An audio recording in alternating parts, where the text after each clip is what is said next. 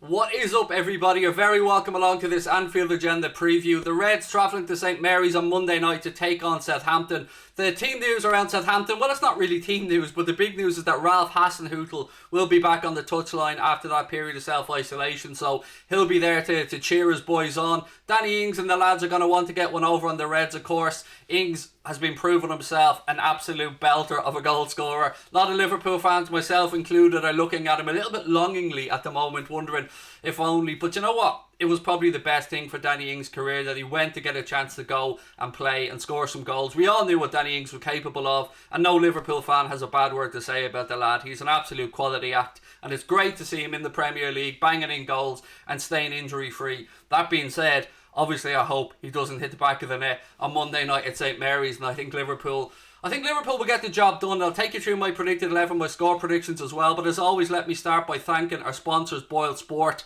And my bet is simply this one, folks. It is Liverpool, or not even Liverpool to win. Sadio Mane and Mohamed Salah both to score in the game. 7-2 as I record this with Boyle Sports. If you stick a tenner on that, you could make yourself 35 quid profit and your stake back as well. And also, if you do sign up to Boyle Sports, there is a link in the description. When you place your first bet of a tenner, you will get a free bet as well once that bet settles. So for instance, if you go over now, put a tenner on my prediction there, and that's an enhanced special, by the way, at the moment on Boyle Sports, that offer there of Salah Mane to score. If you stick a tenner on that, you'll get a tenner as a free bet guaranteed. You may even get more depending on what part of the world you're in. And as always, ladies and gentlemen, we and our sponsors do urge you guys to please gamble responsibly. It is very important to us. Nothing wrong with just sticking a fiver or a tenner on the game. You don't have to go big. It's all about just adding a little bit of interest to it. So that's my bet.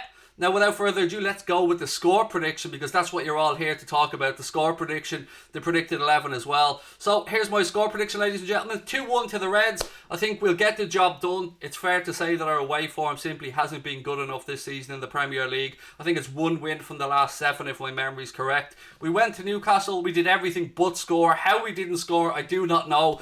Carl Darlow having an absolute worldie as well. There was the whole incident around him grabbing Sadio Mane's leg, but look, there's no point in me sitting here being salty about that. It won't change a thing. I know it was a penalty. Most people know it was a penalty. It wasn't given. We'll ask the questions about VAR over and over again as the season goes on. It is what it is. And look, if you fancy back on my score there over at Boyle Sports again, it is 7-1. Another great thing about Boyle Sports, by the way, is they give you the Opta stats, so you get a chance to really look into your bet before you beat the bookies. Look, we all want to beat the bookies, let's be fair about it. Now, I know you're all here to look at the predicted 11. I want to know what you guys think. I want to know your predictions as well, so please do put them in the comments section. So here we go. Here's my predicted 11 for the game. Alisson in goal, of course. There's really no question about that, folks, is there? At right back, Trent. At left back, Robbo. Centre back was where there was a little bit of humming and hawing from me. Do I drop Hendo back in there to play alongside Fabinho? Do I give Nat Phillips the start, or do we bring in Reece Williams? As you can see, I think Reece Williams is the call. I never really like to see Hendo drop back into centre back unless it's an absolute must-do emergency. I thought that Nat Phillips, while he was steady enough, I don't think he offers us enough with regards to pace, with regards to moving the ball forward, with regards to carrying the ball forward, with regards to his range of passing, and I think we may get more from Nat Phillips, particularly aerially. Not Nat Phillips, from Reece Williams, particularly aerially. If you guys remember, we were gotten at a couple of times. There was a few Newcastle attacks that went down the left-hand side, their left-hand side, our right-hand side. And for me, Nat Phillips was gotten at too easily and turned too easily by Callum Wilson. So for me, Reece Williams for this one, to partner alongside Fabinho. And there is another reason to this, if I'm being blatantly honest, folks. Nat Phillips' contract, I think, is up at the end of the season, and will be moving on by the looks of it. So I don't see why playing somebody who is a good player and have nothing but admiration for, but he won't be at the club long term. Reece Williams will, so why not give Reece Williams the opportunity? We all hope the Reds go into the transfer market and bring in players, and look, we will have a show coming out to talk about transfers, don't you worry about that. Let's move into midfield then, folks, and El Capitan Jordan Henderson for me should be accompanied by Gini Wijnaldum. And then I've said, hey, why not? Let's go with Takumi Minamino. I don't know why he hasn't been given an opportunity lately. I was shocked to see Divock Origi brought on in a recent game with a few minutes to go. Shaqiri was brought on as well with 3 minutes to go against Newcastle. I want Klopp to make changes early when things aren't working. And look, you could absolutely put Shaqiri in there in that Minamino position as well, and I'd have no argument about that. I just want us to have a little bit more creativity in midfield. And with THIAGO coming back, we're going to have that in spades. But I think it's fair to say THIAGO probably won't be able to start this game. But more on that one in a moment. Moving forward then, Sadio Mane, Roberto Firmino and Mohamed Salah. That is my predicted 11. I know a lot of people are going to be saying, look, they missed a load of sitters against Newcastle. We've got to be putting them away. And hey, I was somebody that was saying exactly that. That being said though, there are two sides to that conversation. You've got to be getting into the right positions to be missing these opportunities. So as long as the players keep doing that, the goals will eventually come. Now going back to the THIAGO conversation, I'd love THIAGO to start this game. I just don't know that he would have 60 minutes or so in him, which is what you really would want if he was to be starting. I don't see much point in giving him the first 45. And hey, what if it doesn't work and we're still chasing the game in the second half? Is the pressure then on the gaffer to maybe give him a little bit more time than the medical department are saying that he's capable of playing?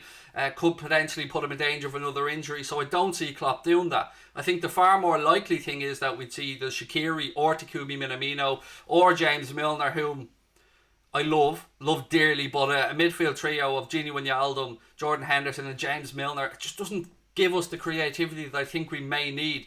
Now Southampton, like us, are a pressing side. They have a similar philosophy, Ralph Hasenhüttl and Jurgen Klopp, so I'm expecting this game to be played at 100 miles an hour. And again, a lot of defending needed from the front, and that's why I'd like to see Takumi Minamino in that advanced position. Now I've also got no issues with dropping Bobby Firmino back and putting Takumi Minamino in a forward one place along that front three somewhere. I'd have no issues with that either.